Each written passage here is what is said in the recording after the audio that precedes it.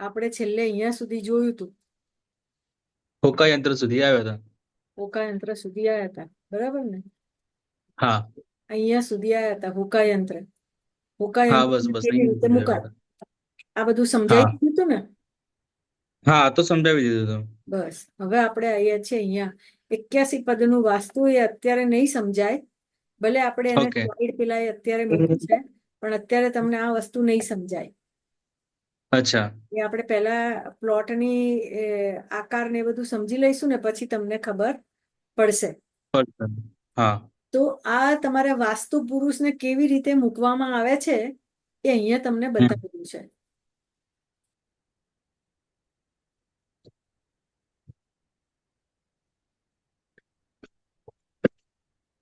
તો વાસ્તુ પુરુષને હંમેશા ઈશાન ખૂણામાં એનું માથું રાખેલું છે. હા. ઈશાન ખૂણામાં એનું માથું છે. વાયવ્યમાં અને અગ્નિ ખૂણામાં એના ઢીંચણ છે અને કોણી છે. હાથની હા. હાથની કોણી અને ઢીંચણ હમ. બંને અગ્નિમાં અને વાયવ્યમાં આવે છે. બરોબર છે. અને એના પગ છે ને એ નૈઋત્યમાં છે. નૈઋત્યમાં છે. બરાબર? તો આપણા હા. બોડીનું આખું એ આખું વજન કોણ ઉચકે છે? બ્રહ્મસ્થાન. આપણા બોડીનું આખું એ આખું વજન પગ. પગ પગ. પગ ઉચકે છે ને? તમે ઊભા થઈને હા. ચાલો તો તમારું 80 કિલો વજન હોય કે 100 કિલો વજન હોય, પગ જ ઉચકે. પગ બેલેન્સ કરે છે ને? હા. તમારા ઘરમાં કોઈ પણ વધારે વજનદાર વસ્તુ મૂકવાની હોય ને તો તમારે હમ. નૈઋત્યમાં મુકાય. વજન નૈઋત્યમાં મુકાય. આ આવું કે છે આ વાસ્તુ પુરુષ. અચ્છા. બરાબર? હવે હા. આ ચિત્રને હું તમને સમજાવું છું. તમારું આ ઈશાન ખૂણામાં માથું છે. હા. તમારા માથા ઉપર બહુ વજનદાર વસ્તુ હોય તો તમે સહન કરી શકો ખરા? ના. હા. પગ તમારું 100 કિલો બોડી વજન હોય ને, તમારું બોડીનું વજન 100 કિલો હોય તો એ તમારા પગ મજબૂત છે, જે આખા બોડીનું વજન તમારું ઉચકી શકે છે. બરોબર છે. તો આ વાસ્તુ પુરુષના પગ કઈ જગ્યાએ છે? નૈઋત્યમાં. સાઉથ નૈઋત્યમાં છે. બરાબર? માટે ઘરના નૈઋત્યમાં સૌથી વધારે વજનદાર વસ્તુઓ તમારે મૂકી શકાય. Right. જો તમારો અગ્નિ ખૂણો અને વાયવ્ય ખૂણો, હમ. અગ્નિ ખૂણો અને વાયવ્ય ખૂણો જો ઘરનો ડેમેજ હોય અથવા નેગેટિવ એનર્જી હોય તો હમ. ગોચર અને મહાદશા ને ટ્રાન્ઝિસ્ટ ને પણ સાથે સાથે જોતા ની રિપ્લેસમેન્ટ કરાવવાની વારી આવે. તમારા કુંડલીમાં ફરીથી પણ રિપીટ કરશો? તમારી કુંડલીમાં 10મી રાશિ એટલે ઢીંચણ ઉપર ઇફેક્ટ કરે છે. તમે એસ્ટ્રોલોજી નથી ને એટલે તમને થોડું હા. નહીં સમજાય, પણ બોડીમાં 12 રાશિ ઇફેક્ટ કરે છે. મેષ બરોબર છે. લઈને મીન રાશિ એટલે પગના તળિયા, બોડીમાં બધી રાશિ ઇફેક્ટ કરે છે. તો 10મી રાશિ મકર રાશિ, તો મકર રાશિ ક્યાં હા. ઇફેક્ટ કરે છે? તો કે ઢીંચણ ઉપર ઇફેક્ટ કરે છે. બરોબર. તો કુંડલીમાં જો મકર રાશિ બગડેલી હોય અથવા શનિ બગડેલો હોય અને હમ. વાસ્તુશાસ્ત્ર પ્રમાણે ઘરમાં પણ જો વાયવ્ય કે અગ્નિ ખૂણો ડેમેજ હોય અથવા નેગેટિવ એનર્જી હોય તો ગોચર અને મહાદશાને કોમ્બિનેશન કરીને એસ્ટ્રો વાસ્તુ જેને કહેવાય છે, હમ. એ એસ્ટ્રો વાસ્તુ ત્યારે જ આવડે જ્યારે તમને એસ્ટ્રોલોજી આવડતી હોય. બરોબર. એમને એમ ના આવડે એસ્ટ્રો વાસ્તુ. બરાબર? તો તમને જ્યારે અગ્નિ ખૂણો કે વાયવ્ય ખૂણો ડેમેજ હોય અને કુંડલીમાં પણ જ્યારે ગ્રહો અને મહાદશા સપોર્ટ ન કરતી હોય ને ત્યારે હમ. તમારે ઉંમરને પણ ધ્યાનમાં રાખવી પડે. ત્યારે તમારે ની રિપ્લેસમેન્ટ અથવા ઢીંચણને લગતા રોગો તમને થાય. અને અત્યારે તો ની રિપ્લેસમેન્ટની સર્જરી બહુ જ થાય છે. અચ્છા. પગમાં દુખાવો થાય, ઢીંચણમાં દુખાવો થાય, આવું બધું થાય એટલે ડોક્ટર પાસે જાઓ એટલે ડોક્ટર કે ની રિપ્લેસમેન્ટ કરાવી લો. એ કોસ્મેટિક સર્જરીમાં આવે. તો બરોબર. હવે આ છે જનરલ સેન્ટર સ્પેસ બ્રહ્મસ્થાન. હા. તમારું બ્રહ્મસ્થાન એટલે આ વાસ્તુ પુરુષનો શું આવ્યું? નાભી, પેટ. પેટ. બરાબર.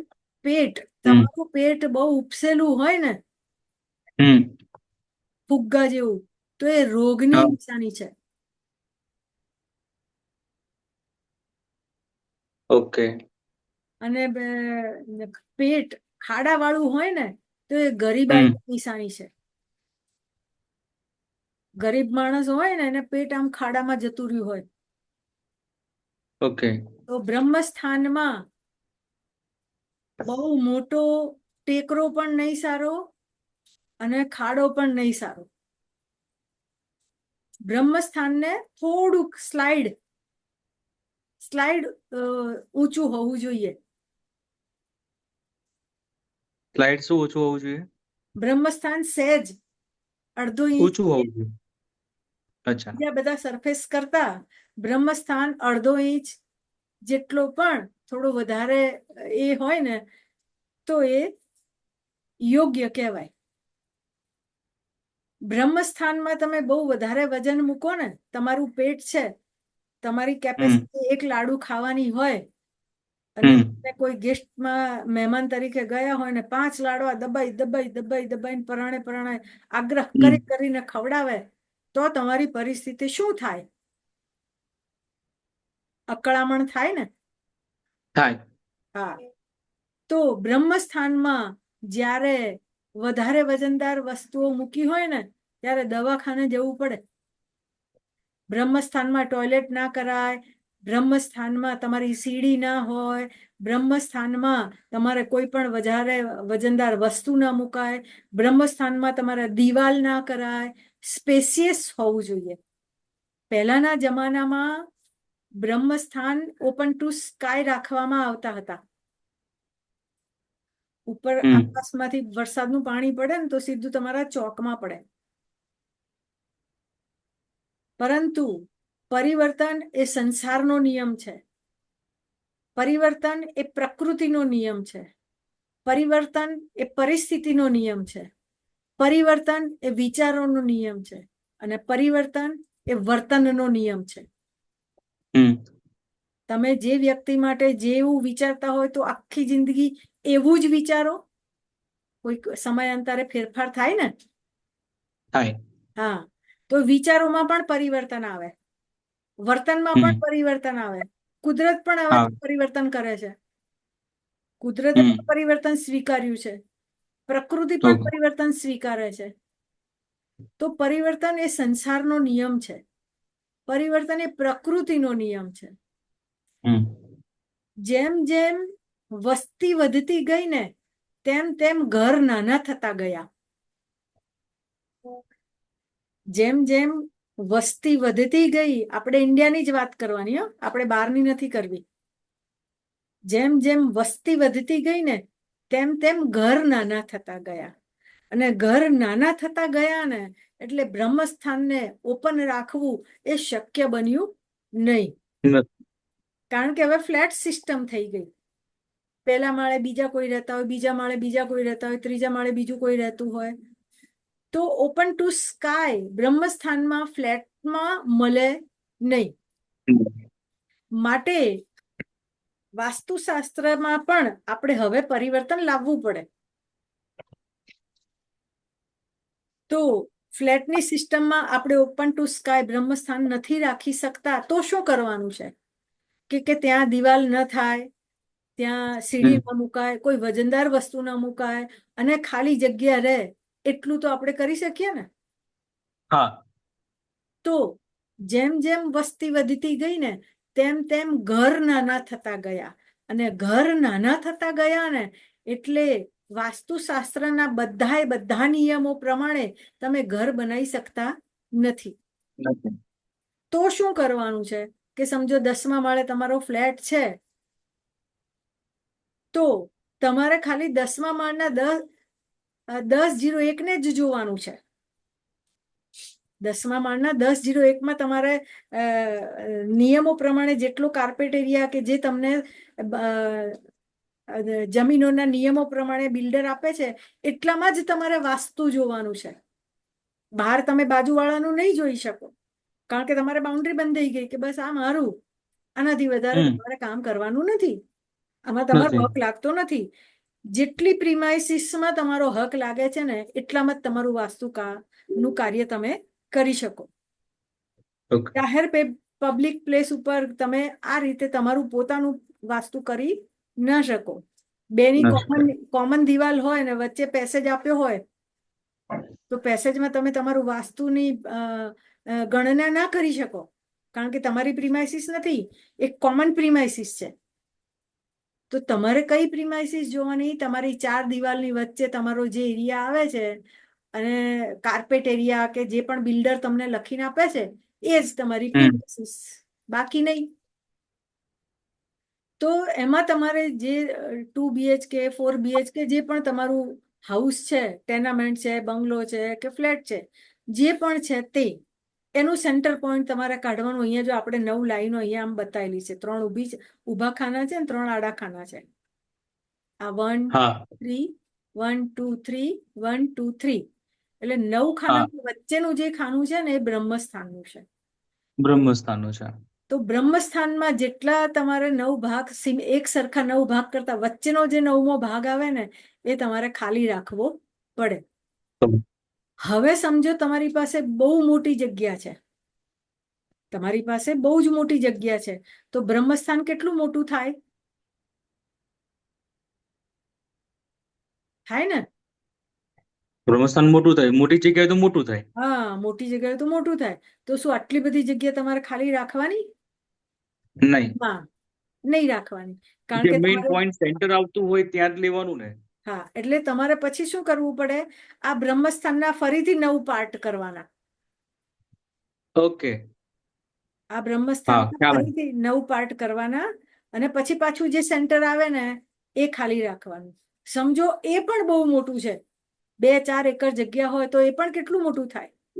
તો એ સેન્ટરના ફરીથી 9 ભાગ કરવાના. એમ કરતા તમારે જે સેન્ટર પોઈન્ટ આવે ને, અથવા બીજી રીતે શું થાય, આ પૂર્વથી અહીંયા ઈશાન ખૂણાથી નૈઋત્યમાં અને અગ્નિ ખૂણાથી વાયવ્યમાં એક ચોકડી મારવાની, અને એનું જે સેન્ટર પોઈન્ટ નીકળે ને એના સરાઉન્ડિંગ એરિયામાં 12 ઇંચ 9 ઇંચ 12 ફૂટ 9 ફૂટ જેટલી મોટી જગ્યા એટલું થોડું બ્રહ્મસ્થાન મોટું રાખવું પડે. તો તમારે એના ધ્યાનમાં રાખીને તમારે એટલી વસ્તુ છોડી દેવી પડે. એ ફરી પોઈન્ટ સમજાવશો મેમ? તમારું બ્રહ્મસ્થાન 2 એકર જમીન છે. જ્યારે બહુ મોટી જગ્યા હોય ને તો તમારે લેઆઉટ પ્લાન પેપર ઉપર જોવાનો. દરેક લેઆઉટ પ્લાનમાં નોર્થ ઇન્ડિકેશન 0 ડિગ્રીએ કરેલું જ હોય. એ બરાબર નોર્થમાં 0 ડિગ્રી નોર્થ હોય પ્લોટનો તો તમારે આવી રીતે 9 પાર્ટ કરવાના. ઓકે, બરાબર. મેં અગાઉ શીખવાયું છે કે આ 22.5 નો, આ ખૂણો 22.5 નો, દરેક ઈસ્ટ વેસ્ટ નોર્થ અને સાઉથ છે 45 ડિગ્રીના છે. બાકી 22.5 ના ખૂણા આવે છે, એટલે 360 ડિગ્રી અહીંયા પૂરા થઈ જાય છે. તો તમારી પાસે 1 BHK હોય, 2 BHK હોય, 5 BHK હોય, વોટ એવર જે પણ છે તે, તો તમારે એનું સેન્ટર પોઈન્ટ આવી રીતે કાઢવાનું. એક સરખા 3 ભાગ કરવાના. ઊભા અને આડા સલંગ 3 ભાગ એક સરખા કરી નાખો. ધારો કે તમારે 90 મીટરની જગ્યા છે, 90 મીટરની જગ્યા છે, આમ ઊભી અને આડી બંને. 90 મીટર બાય 90 મીટરનો તમારો પ્લોટ છે, તો આપણે 9 સ્ક્વેર તો કરવાના જ. 30 મીટર એક ઊભી લાઈન ને 30 મીટર આડી લાઈન કરો એટલે આવા 9 ભાગ પડી જાય. ઓકે, બરાબર. પછી આ બ્રહ્મસ્થાન તમારું વચ્ચેનું થયું, એની વાત અત્યારે આપણે કરી રહ્યા છીએ. જો બ્રહ્મસ્થાન મોટું થતું હોય તો બી એની અંદર પાછું 9 સ્ક્વેર કરીને પછી એનું વચ્ચેનું જે સેન્ટર હોય સેન્ટર લઈને આપણે આગળ ચાલવાનું હોય. હું બોર્ડ ઉપર એકવાર શીખવાડીશ, બરાબર, કેવી રીતે કરાય. બરાબર, આટલી ખબર પડી ગઈ? આટલી ખબર પડી ગઈ. હા, હવે આપણે અહીંયા ઈશાન ખૂણામાં લાઇટ વેટ રખાય. ઈશાન ખૂણો હંમેશા ઢળતો હોવો જોઈએ. ઈશાન ખૂણામાં તમે ઘરનું પાણી બહાર નીકળો અથવા વરસાદનું પાણી બહાર નીકળવા માટેની જગ્યા તમારી ઈશાન ખૂણામાં ઢાળ હોય ને તો એ વધારે શુભ માનવામાં આવે.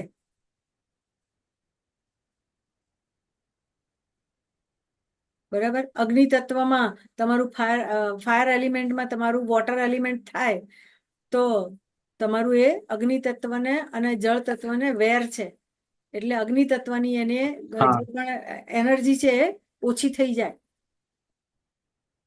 બરાબર, તો આ રીતે તમને આમાં ખબર પડી ગઈ ને. પછી તો હું કેવી રીતે બ્રહ્મસ્થાનમાં કેવી રીતે વર્કઆઉટ કરાય એ હું તમને ફરીથી એકવાર શીખવાડીશ. હવે દરેક પ્લોટના અમુક આકાર હોય છે. દરેક પ્લોટના અમુક આકાર હોય. દરેક પ્લોટ ચોરસ ને ચોરસ જ હોય ને એવું જરૂરી નથી.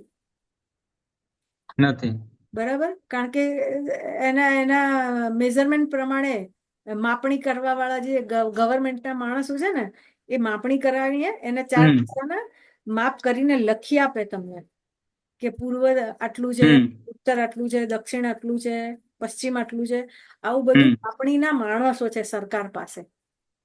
તમારી પાસે કોઈ પણ જગ્યા હોય ને તો તમારા માપણીના માણસોને બોલાવો ને તો આવીને જે થોડા પૈસા લેતા હશે કદાચ, મને નથી ખબર, પણ એ પ્રમાણે તમને માપણી કરીને તમારી જગ્યાના મેઝરમેન્ટ લખી આપે કે તમારો હક આ જગ્યા ઉપર આટલાથી આટલે, આટલાથી આટલા, આટલાથી આટલે, આટલાથી આટલે લાગે છે. આ જમીનની વાત છે. બરાબર, તો જો તમારો પ્લોટ આવી ઈસ્ટ સાઈડ છે, આ ઈસ્ટ સાઈડ તમારી પહોળી હોય અને વેસ્ટ સાઈડ આવી રીતે અહીંયા જે આપણે ઓન સ્ક્રીન જોઈ રહ્યા છે આવો પ્લોટ હોય ને તો એ ગૌમુખી પ્લોટ કહેવાય. અને ગૌમુખી પ્લોટ હંમેશા શુભ ગણવામાં આવે છે. પૂર્વ દિશા મોટી હોય અને પશ્ચિમ દિશા નાની હોય આવી રીતે તો એને ગૌમુખી પ્લોટ કહેવાય. અને ગૌમુખી પ્લોટ હંમેશા શુભ માનવામાં આવે છે. બરાબર, એ પછી આપણે છે અહીંયા આવીએ છે શેરમુખી પ્લોટ. શેરમુખી પ્લોટ એટલે જેની પશ્ચિમ દિશા પહોળી છે. પશ્ચિમ દિશા પહોળી પણ હોય અને પશ્ચિમ દિશામાં મોટો એક રસ્તો પણ હોય તો એ શેરમુખી પ્લોટ કહેવામાં આવે છે. પશ્ચિમ દિશા પહોળી હોય, મોટો રોડ હોય, પૂર્વ દિશા નાની હોય, ઈશાન ખૂણો કપાતો હોય, અગ્નિ ખૂણો કપાતો હોય, નૈઋત્ય અને વાયવ્ય વધે છે આમાં, એટલે વેસ્ટ સાઈડ પહોળી થાય છે તો આ શેરમુખી પ્લોટ કહેવાય. બરાબર, અને શેરમુખી પ્લોટ એ અશુભ પ્લોટ કહેવામાં આવે છે, એટલે બેડ પ્લોટ કહેવામાં આવે છે. જ્યારે કોઈ પણ જગ્યા બહુ જ મોટી હોય ને ત્યારે તમે ભૂમિ ઉપર પગ મૂકો ને તો પણ તમને ઘણી વખત નથી ખબર પડતી એના આકારની. માટે આવા માપણીના માણસોને બોલાવીને માપણી કરાવીને એને ઓન પેપર તમારે એને પ્લોટનું ડ્રોઈંગ માંગવું પડે. અત્યારે રેડી રેકનર ઘણી બધી જગ્યાએ મળતા જ હોય છે, પણ કદાચ કોઈ કારણસર ડખામાં પડેલી જમીન હોય અને ન હોય ત્યારે તમારે માપણીના માણસોને બોલાવીને એની માપણી કરાવવી પડે અને એના આવી રીતે પેપર ઉપર લેઆઉટ પ્લાન બનાવવો પડે, જગ્યાનો પ્લોટનો લેઆઉટ પ્લાન. તો તમને એના આખા શેપની ખબર પડે કે આ શેપ કયા શેપનો તમારો પ્લોટ છે. તો ગૌમુખી પ્લોટ હોય એ શુભ માનવામાં આવે છે, એવી રીતે શેરમુખી પ્લોટ હોય તો એને અશુભ માનવામાં આવે છે. જ્યારે કોઈ પણ પ્લોટ તમારે ખરીદવાનો હોય ને ત્યારે આ બધી બાબતો ખાસ જોઈને લેવું. પણ તમને વારસામાં મળ્યું હોય તો શું કરવાનું? લઈ જ લે ને. કોઈ એમ કે ના આ તો ખરાબ પ્લોટ છે એટલે મારે નથી લેવો, શેરમુખી પ્લોટ છે એટલે નથી લેવો. મફતમાં તો રસ્તાના કાગળિયા આપે ને તો એ લોકો લઈને ઘેર જતા રહે. બરાબર, તો આ તો પ્લોટ છે, તો જમીન છે, વેચી મારે તોય શું? ના વેચાય તો એના કદાચ એમ સમજો કંઈક બાંધકામ કરવું છે તો કેવી રીતે કરવું એ હું અગાઉ શીખવાડીશ તમને. તો જ્યારે તમારે નવી પ્રોપર્ટી કે નવો પ્લોટ ખરીદવો છે ત્યારે જોઈને ખરીદવાનો કે ભાઈ આ સારો પ્લોટ, આ આકાર જે છે એ સારો છે, ખરાબ છે, કયો દિશા વધે છે, કયો ખૂણો વધે છે, આ બધી બાબતો જોઈને પછી તમારે એની ઉપર કામ કરી શકાય. હવે સમજો કે આપણી પાસે તો બાપ દાદાની મિલકત 3 પેઢીઓનો આવતું જ જાય છે, આવતું જ જાય છે, આવતું જ જાય છે, અથવા કોઈ તમને ગિફ્ટમાં આપી દે છે, તો શું તમે આ ચોરસ છે કે લંબચોરસ છે કે ગૌમુખી છે કે શેરમુખી છે એ જોવા જશો? કોઈ બચ્ચો નહીં. નહીં જોવે. દુનિયામાં બધા લવ ભગત છે, મફતમાં મળે એટલે લઈ લેવાનું બસ. તો લીધું, ચલો સમજ્યા કે લઈ લીધું, ગિફ્ટમાં મળ્યું તું. તો તમે તમારા ઘરે કઈ પ્રસંગ હોય ને ગિફ્ટ આપે કોઈ, તો તમે એમ કહો કે આ નથી સારું, લે પાછું લઈ જા. પછી એનો જે ઉપયોગ કરવો એ કરે.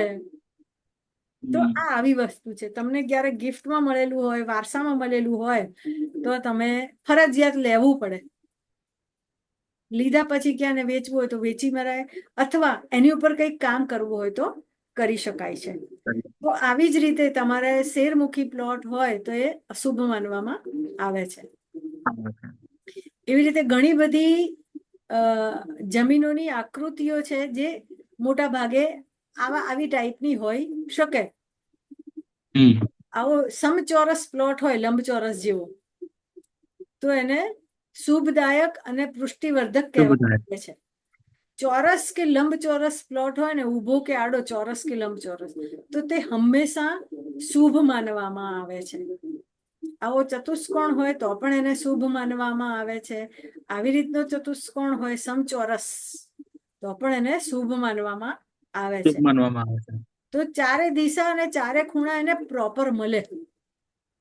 વર્તુળ સર્કલ વાળા પ્લોટને પણ શુભ માનવામાં આવે છે, પણ એની ઉપર કામ જ્યારે તમારે કરવું હોય ને, ત્યારે તમારે એના સિસ્ટમ જુદી છે. એને ચોરસ બનાવીને કે એને બીજી રીતે કેવી રીતે બીજી રીતે ઉપયોગ કરવો. લંબચોરસ કાં તો પછી આપણે એને સ્ક્વેરમાં રહીને કરી શકાય. અંદર સ્ક્વેર બનાવી દેવાનું, અને બહારની જે સર્કલ બહારની જે જગ્યા બચે ને, એનો તમારે પાર્કિંગમાં કે પ્લે એરિયામાં કે બીજે જે ઉપયોગ કરવો હોય તે તમે કરી શકો. અચ્છા, હવે ગૌમુખી હોય એને પણ આપણે અંદર સ્ક્વેરમાં લઈને કરવાનું આવે છે?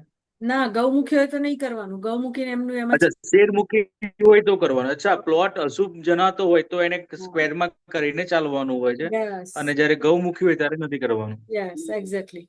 અચ્છા, હવે સ્ક્વેરમાં આપણે બનાવી દીધું, સ્ક્વેરની અંદર આપણે સ્ટ્રીપ પણ મારવાની હોય પછી સ્ક્વેર એ અંદર આ ધારો કે સર્કલ વાળો પ્લોટ છે ને, આ ગોળ ગોળ પ્લોટ છે ને, તો એમાં આપણે અંદર અંદર ચોરસ બનાવી દેવાનું, અને પછી એની ઉપર કામ કરવાનું. 81 પદનું વાસ્તુ પેલા બહાર મૂકવું પડે. 81 પદનું વાસ્તુ જે છે ને, એ એની અંદર આ ગોળ પ્લોટ મૂકવાનો, અને પછી ગોળ પ્લોટ ને ચોરસ બનાવી દેવાનો. આ બધું પેપર ઉપર કામ કરવું પડે. ઓટોકેડ ઉપર કામ થાય, પેપર ઉપર થાય. મેન્યુઅલી કરવું હોય તો પેપર અને પેન્સિલ લઈને જોડે બેસવાનું અને કામ કરવાનું. સમજો ઓટોકેડ નથી આવડતું તો તમારે આર્કિટેક્ટને કહેવું પડે, અથવા તમારે પેપર ઉપર જાતે કરવું પડે. તો આ રીતે તમે એની ઉપર કામ કરી શકો છો. કોઈ પણ એમ નથી કેતો મેં. હું એમ કઉ છું કે જ્યારે પણ આપણે આ રાઉન્ડ, આપણે કોઈ પણ આ રાઉન્ડ છે કે શેરમુખી છે, રાઈટ, તો આપણે એની અંદર આપણે સ્ક્વેર તો આપણે બનાવી દીધું, પણ આપણે જે સ્ક્વેર તો જે બનાવ્યું ને, એમાં આપણે સ્ટ્રીપ લગાવવાની હોય છે, કારણ કે આપણે પેલો જે બાકીનો જે એરિયા છે, જે સ્ક્વેર પછીનો એરિયા છે, એ તો આપણે અલગ તો કરવો પડે, એટલે સ્ટ્રીપ તો મૂકવી જ પડશે ને. હા, એવું નથી હોતું. બેડ પ્લોટ હોય ને તો સ્ટ્રીપ મૂકવાની. ખરાબ પ્લોટ હોય ને, ચોરસ લંબચોરસ હોય કે ગૌમુખી હોય, તો કશું જ કરવાની જરૂર નહીં. અચ્છા, ખ્યાલ આવી ગયો. ખરાબ પ્લોટ હોય તો જ આપણે સ્ટ્રીપ મૂકવાની હોય છે. યસ. હા, ખ્યાલ આવી ગયો. તાંબાનો તાર મૂકો કે પિરામિડ મૂકો, કે પછી 2-2 ઈંટની દિવાલ કરી દો. જો અંડર કન્સ્ટ્રક્શન હોય ને તમારી પાસે શરૂઆતથી જ કામ કરવું હોય તો તમારે દિવાલ પણ કરી શકાય 2-2 ઇંચની. હા, 2 ઇંચની દિવાલ કરીને પછી તમારે ગ્રાઉન્ડ ફ્લોર સુધીનું કામ કરી શકાય. બરાબર. તો આવો ષષ્ટકોણ આકારનો છે, જેને 6 ખૂણા પડે છે. આવો ષષ્ટકોણ આકારનો પ્લોટ છે ને, એ અરિષ્ટ નાશક છે, એટલે એનું અશુભત્વ દૂર થઈ જાય છે. એટલે એને શુભ હમ માનવામાં આવે છે. પરંતુ આ અષ્ટકોણ છે ને, 8 ખૂણા જેને પડે છે, જેને વ્હીલ જેવું કહેવાય છે, એ હંમેશા અશુભ માનવામાં આવે છે. આવો ત્રિકોણ પ્લોટ છે તમારી પાસે, તો ત્રિકોણ પ્લોટને પણ અશુભ માનવામાં આવે છે. આપણે ગુજરાતીમાં કહેવા નથી કે 7 સાંધીએ ને 13 તૂટે. હમ તો આવો ત્રિકોણ પ્લોટ હોય ને, તો જેટલી મહેનત કરે ને એના કરતા વધારાનો એને ખર્ચો જ દેખાય, અથવા વધારે નુકસાન જ દેખાતું હોય. વધારે નુકસાન દેખાતું હોય. હા, ત્રિકોણ પ્લોટમાં હંમેશા આવું થાય. આપણે અહીંયા એક અમદાવાદમાં છે ભોગીલાલ મૂળચંદ, હમ જે ના મોહનલાલ એસ મીઠાઈ વાળા, જે મુંબઈનો પ્રખ્યાત હલવો હમ મોહનલાલ એસ મીઠાઈનો, એને અમદાવાદમાં બ્રાન્ચ કરી, હમ અહીંયા સ્ટેડિયમ પાસે ટ્રાયંગલ બિલ્ડિંગમાં. હા ને એનો બરાબર દુકાન પણ બરાબર ટ્રાયંગલમાં છે. હમ બાજુમાં જય હિન્દ વાળાને ત્યાં દિવાળીના દિવસોમાં લાઈન લાગેલી હોય, અને મોહનલાલ એસ મીઠાઈ વાળાને ત્યાં કાગડા ઉડતા હોય. હમ બરાબર, આ પ્રેક્ટિકલી આ વાસ્તુના તમે રિઝલ્ટ જોઈ શકો છો. એવી જ રીતે અહીંયા એક HK કોલેજની બાજુમાં કર્ણાવતી કૃણાલ હોટલની બાજુમાં એક ચીનુભાઈ ટાવર કરીને બિલ્ડિંગ છે અમદાવાદમાં. હમ એમાં પણ એવું છે, બરાબર બ્રહ્મસ્થાનમાં સીડી બનાવી છે. બરોબર. લોકેશન એકદમ મસ્ત લોકેશન, અને મોકાની જગ્યા જેને કહેવાય એવું હમ આસમ રોડ, પણ ચીનુભાઈ ટાવરમાં કાગડા ઉડે છે. હમ બરાબર, આજની તારીખમાં એમાં દુકાનમાં તમે એક ચીનુભાઈ ટાવરમાં જાઓ ને, તો તમને નીરસ લાગે. અચ્છા. કારણ કે બાજુમાં કોલેજ હતી ને HK કોલેજ, એમાં હું ભણતી હતી, એટલે મને બહુ ખબર. એ વખતે નવું નવું બન્યું અચ્છા. હતું ચીનુભાઈ ટાવર. એ વખતે મને ખબર હમ નથી કે વાસ્તુ શું હોય. 85-86 ની વાત છે. ઓહો. એ વખતે વાસ્તુ શું હોય એની ખબર નથી આપણને, ભણ્યા નતા એટલે. પણ જયારે હા ભણ્યા હા પછી ખબર પડી કે આ ચીનુભાઈ ટાવર એકદમ મોકાની અને સરસ જગ્યા હોવા છતાં પણ કેમ આખું આખું બિલ્ડિંગ માં કશી કોઈને ધંધો બી બહુ ના ચાલે. 50% જેટલી દુકાનો તો એની બંધ પડી રહેલી છે. હમ આટલી મોકાની જગ્યા હોવા છતાં પણ, તો એને બ્રહ્મસ્થાનમાં એસ્કેલેટર બનાવ્યું છે, અને સીડી પણ બનાવી છે. તો આખું બ્રહ્મસ્થાન અચ્છા. એને ડેમેજ કરી નાખ્યું. આટલા વર્ષોથી 86 થી લઈને આ 2024 સુધી તો હું જોઈ રહી છું. 86-87 કંઈક બન્યું હશે, બહુ મને યાદ નથી, પણ એટલામાં જ બન્યું હશે એ બિલ્ડિંગ, આખું કોમ્પ્લેક્સ. આટલા વર્ષો પછી પણ પોશ એરિયા જેને કહેવાય, આસમ રોડ એટલે, એમાં પણ આ વસ્તુ વાસ્તુની ઇફેક્ટ જોવા મળે છે. હમ તો માટે તમને ઉદાહરણ એટલા માટે આપું, મોહનલાલ એસ મીઠાઈ વાળાનો આ ત્રિકોણ પ્લોટ જોયો ને એટલે યાદ આવ્યું.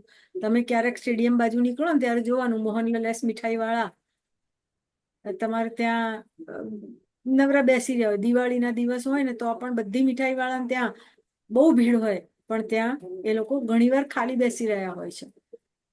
તો આ ડ્યુ ટુ અચ્છા, હવે વાસ્તુ. દુકાન દુકાન તો લઈ લીધી છે, બરોબર. હવે વાસ્તુ માટે આપણને કે તો પછી આપણે ઓન લેઆઉટ ઉપર કમ્પ્લીટ કરીને પછી આગળ વધવાનું. હા, બરાબર. હવે ઓકે. સમજો કે તમારી ત્રિકોણ દુકાન લઈ લીધી, હમ દુકાન લઈ લીધી, પતી ગયું, ફ્લોરિંગ બોલિંગ બધું થઈ ગયું છે, ને હવે તમારે કરવું છે, તો તમે શું કરો? હમ બરાબર, તો તમારે પેલી મેં તમને ઘીસી મારવાનું જે શીખવાડ્યું હતું ને, હા. ત્રિકોણમાં અહીંયા ચોરસ બનાવી દેવાનું. ત્રિકોણમાં ચોરસ બનાવીને સ્ટ્રીપ આજુબાજુ સ્ટ્રીપ મારીને ઘીસી પછી મારીને એમાં એક તાંબાનો તાર મૂકી દેવાનો. તાંબાનો આપણે સ્ટ્રીપ પણ મૂકી શકાય અને તાંબાનો તાર પણ મૂકી શકાય. Yes, okay. તમારે ટૂંકમાં અંદર સ્ક્વેર બનાવી દેવાનું. ઓકે, પણ એમાં પર્ટિક્યુલર મેમ એવું હોય છે કે ભાઈ આટલા ઇંચની જ પટ્ટી કામ કરતી હોય, યા 5 ઇંચ, તાંબાનો 4 ઇંચ, 2 ઇંચ? જેટલી મોટી જગ્યા હોય ને એ પ્રમાણે તમારે અમુક વસ્તુ મૂકવી પડે. પછી ઓકે, નાની જગ્યા હોય ને તો તાંબાનો તાર મેં તમને સેમ્પલ બતાવ્યું હતું ને એટલો મૂકો તો ચાલે. સમજી ગયા. બાકી તાંબાના પાઇપ આવે છે, બહુ મોટી તાંબાની પાઇપ. હા, તાંબાની પાઇપો બજારમાં રેડી રેકનરમાં મળે છે, અને કટિંગ કરી 9 કે 12 ઇંચનું કટિંગ કરવાનું, એની અંદર મીઠું હમ ને બધું ભરીને તમારે એમાં એવી રીતે મોટો પ્લોટ હોય ને તો એવી રીતે બી તમે કરી શકો. પાઇપની આ અંદર બધું મીઠું ને એ ભરવાનું. પણ આ બધું ક્યારે પોસિબલ છે? જ્યારે જમીન લેવલે કામ કરવાનું હોય ને ત્યારે. ત્યારે ફ્લોરિંગ થઈ ગયું અને પછી તમારા અમુક રેમેડીઝ થાય છે, બાકી નથી થતા. એટલે એ પ્રમાણે તમારે ધ્યાનમાં રાખીને નક્કી કરવું પડે કે હવે આમાં હું શું કરી શકીશ. જમીન હમ લેવલનું કામ હોય ને ત્યારે તમે મન મૂકીને એમાં બધા જ વસ્તુનો ઉપયોગ કરવો હોય ને તો પણ તમે કરી શકો. કરી શકાય. પણ ઘર બની ગયું, આલીશાન ફ્લેટ બની ગયો, ફર્નિચર બની ગયું, બધું જ તૈયાર થઈ ગયું, તો તમે ફ્લોરિંગ લેવલે કશું જ નથી કરી શકાય એવી તમારી પોઝિશન છે, ત્યારે તમારે પિક્ચર્સ મૂકવાના. મેં તમને શીખવાડેલું છે હા, કયા પિક્ચર્સ પિક્ચર્સ મૂકવાનું, મૂકવાના. ડાયરેક્શન. હા, દિક્પાલ મૂકવાના, દરેક દિશામાં દિક્પાલ. દિક્પાલ મૂકી દેવાના. ઓકે. આવી રીતે તમારે એને પોઝિટિવ કરવાનો પ્રયત્ન કરવો પડે. બરાબર. જ્યારે તમારી પાસે બધું જ છે, ફ્લોરિંગ લેવલે કામ કરવા માટેની સગવડ, તો તમે મન મૂકીને પાઇપ મૂકો કે ઈંટોની દિવાલ બનાવો કે તમે કોપરના તાર મૂકો કે પિરામિડ મૂકો, બધું પોસિબલ થાય. જ્યારે તૈયાર મકાન થઈ ગયું છે ને પોસિબલ નથી તમારી પાસે, ત્યારે તમારે આવી રીતે અમુક વસ્તુનો ઉપયોગ કરવો પડે. ક્યાં દિગપાલ ભરાઈ દો, એ જે તે જગ્યાએ 4 દિશાના 4 ખૂણાના કલર થેરાપી ઉપયોગ કરો. હમ તમને કીધું કે ઈશાન ખૂણામાં બ્લુ કલર, અરે યલો કલરનો બલ્બ લગાવો, અગ્નિ ખૂણામાં પંચતત્વને રેડ. બેલેન્સ કરવા માટે તમારે અગ્નિ ખૂણામાં લાલ કલરનો બલ્બ લગાવો, નૈઋત્યમાં વાદળી કલરનો બલ્બ લગાવો, વાયવ્યમાં તમે વ્હાઈટ કલરનો બલ્બ લગાવો. આ કલર થેરાપી થઈ. એટલે જે તે દિશાના જે તે કલર હોય એ હા, દિશાની અંદર આપણે એક કલરનો બલ્બ યા એક કલરનું યસ, આપણે પિક્ચર્સ ઉપયોગ કરવો. અચ્છા, પિક્ચર્સ બી બીજો એક મૂકી પોઈન્ટ શકો. એવો અચ્છા, બીજો પોઈન્ટ એવો છે મેમ કે આપણે વોટર એલિમેન્ટમાં આપણે અગ્નિ એલિમેન્ટ કે વોટર એલિમેન્ટમાં આપણે ફાયર એલિમેન્ટ આવી ગયું, તો હવે એ બેલેન્સ કરવા માટે આપણે શું કરવું પડે? કલર કરવાનો. અચ્છા, જે વોટર એલિમેન્ટ જે છે તે વોટર એલિમેન્ટને આપણે હાઈ કરવા માટે આપણે એનો જે ત્યાં કલર છે એ ના, કલર નહીં, ત્યાં તમારે પિક્ચર્સ લગાડવાનું. ત્યાં ઉપરથી ધોધ પડતો હોય ને પાણીનો, હા. એ કરવાનું. ઓકે. બરાબર. પછી આવો પ્લોટ હોય, અત્યારે જે શેપ બતાવ્યો છે રથના પૈડાના આકારનો, તો આ શું હમ કહેવાય? આવી રીતે બે સામ સામે આવી રીતે આવા બનતા હોય તમારા પ્લોટ, તો પણ એ અશુભ હા. કહેવાય. આવા બધા પ્લોટ અશુભ હોય ને, કહેવાય. તો તમારે અહીંયા શું એ અશુભ. કરવાનું? અહીંયાથી એક લાઈન માર દેવાની, અને અહીંયાથી હમ એક લાઈન માર દેવાની. વચ્ચે તમારે થોડું છોડી દેવું પડે. હમ એટલામાં તમારે કઈ બાંધકામ કે કઈ અગત્યની બાબતોમાં આયોજન થાય એવું કઈ વસ્તુ બનાવવાની નહીં. નથી. ઓકે. બરાબર. પછી આવો લંબચોરસ પ્લોટ છે, તો ધાર્મિક કાર્ય હા, માટે શુભ કહેવામાં આવે. લંબગોળ પ્લોટ હોય ને, બરોબર.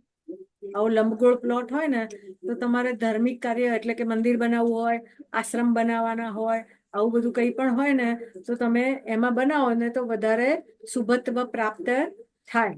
હાઈ. બરાબર. આવી ચોરસ છે તો ઉપર મુજબમાં પણ તમે આવી રીતે મંદિર બનાવવું હોય તો બનાવી શકો. જ્યારે ટી બનાવી શકે. આકારનો પ્લોટ હોય ને, ટી આકારનો પ્લોટ ક્યારે બી સારો નહીં. ઘર બી સારું નહીં. ક્યારે પણ નહીં સારું. જો તમારા ઘરની સામે બરાબર સીધો કોઈ જાહેર રસ્તો જતો હોય ને, તમે મુખ્ય દરવાજો તમારો ઘરનો ખોલો, ટેનામેન્ટ હોય, અને મુખ્ય દરવાજો ખોલો અને બરાબર સામે તમારે સામે રોડ જતો હોય, જાહેર રોડ, તો એ નહીં સારો, એ અશુભ માનવામાં આવે છે. અચ્છા. પછી આવો કોર્નર વાળો, દિશાની જગ્યાએ ખૂણા ને ખૂણાની જગ્યાએ દિશા હોય ને, તો પણ આ મિશ્ર ફળ આપે. પ્રોપર 4 દિશા 4 ખૂણાનું તમને પોઝિટિવ રિઝલ્ટ મળે નહીં. માટે નહીં. દિશાની જગ્યાએ દિશા અને ખૂણાની જગ્યાએ ખૂણા હોય ને, તો એ પ્લોટ વધારે સારો માનવામાં આવે. પણ દિશાની જગ્યાએ ખૂણા હોય ને ખૂણાની જગ્યાએ દિશા હોય, તમે મને વચ્ચે પેલી ભાઈએ મૂક્યું હતું બકુલે, એ તમે મને હા, અવારનવાર 2 વાર પૂછ્યું, એ આ કારણ આવું છે. એનામાં થોડી ક્રોસ છે એની જગ્યા આખી. ક્રોસ છે. બહુ પ્રોપર ક્રોસ નથી, પણ થોડા ઘણા અંશે ડિગ્રી એની ક્રોસ છે, મેં જોયેલું છે. બરાબર. તો ત્રિકોણ અચ્છા. પ્લોટ હોય ને એમાં પણ તમે કઈ પણ બાંધકામ કરો ને તો એ અશુભ માનવામાં આવે છે. બરાબર છે.